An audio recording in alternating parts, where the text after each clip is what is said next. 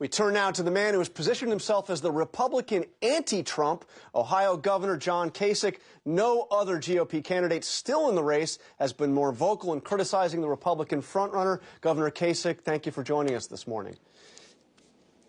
And I want to Glad to be with you, John. I want to get right to the news this week that we hear that the Obama administration is considering a plan to increase deportations of illegals, of those that are undocumented immigrants here, specifically those that have had run-ins with the law. Trump tweeted about this, saying, "Does everyone see the Democrats and President Obama are now, because of me, starting to deport people who are here illegal? Politics."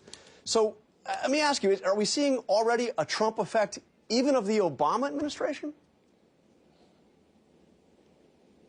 Well, I don't know about that, John, but what we know is if people have violated the law and they're here in this country, everybody that I know says they ought to be deported, or they ought to be imprisoned.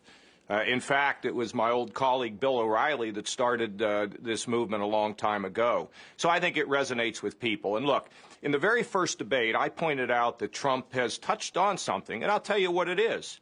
People are afraid they're going to lose their job, or if they're 51 years old and they lost their job, they can't find one. Their kids have too much debt. They think the system is a ripoff. They think the lobbyists control everything. So I absolutely can understand why people are so worked up. But there's an interesting thing that Trump said. He said none of the politicians will get this done.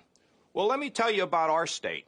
I'm the 7th largest state in the country, 11.5 million people. If you want a job, you're likely to get one. If you're worried about your wages, ours are going up. If you're in the minority community, you got a chance at entrepreneurship. If you have a son or a daughter that's autistic, you can get insurance. See, what we've done in Ohio, which is what I would want to do in the country, is offer specific solutions to problems, and we have done it. And that's why the people of the state are in such a positive mood. What Trump does is he complains about everything. And look, these attacks on women, the attacks, on Hillary not getting back to the stage on time, the attacks on Hispanics and Muslims. Look, we haven't started the vote yet, John. I mean, it's a really good top of the story, Trump's rising and everything. Yeah.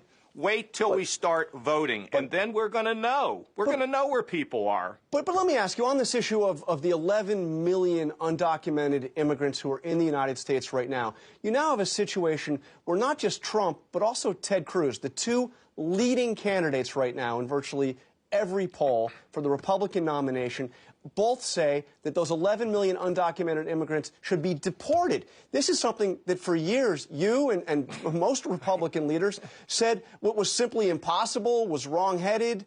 Have you been, you and others, out of touch with the grassroots of the party? Yeah, but what's happened? Why do so many Republican grassroots as you know, John, look,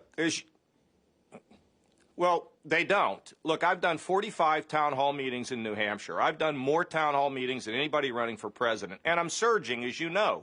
I'm now running third in the poll, just 1 point behind second place, and really not that far behind Trump.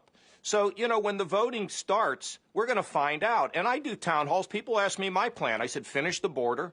Have a guest worker program, and for the 11.5 million that are here, if they haven't violated another law when they've been here, then they get a path to legalization, and they got to pay a fine. And I don't have anybody squawking back at me. Look, it is completely ridiculous to think that we're going to go in the neighborhoods, grab people out of their homes, split up families, and ship people back to Mexico. It's not going to happen, John. And so don't get all, what everybody's all hyped up about these polls. We're going to know in another 30 or 40 days. And remember how many people won Iowa only to go on to New Hampshire to get blown out. We never heard from them again. So I'm very optimistic about New Hampshire myself, and I don't think that's where the party is, John. The party is not for deporting 11.5 million people. I'm sorry. So we're getting down to it. So I want to ask you a question that you were asked before. On this show, you didn't give a direct answer, but we are getting closer now. I would like no dodge, direct answer from you, Governor Kasich. If Donald Trump wins the Republican nomination, do you support him?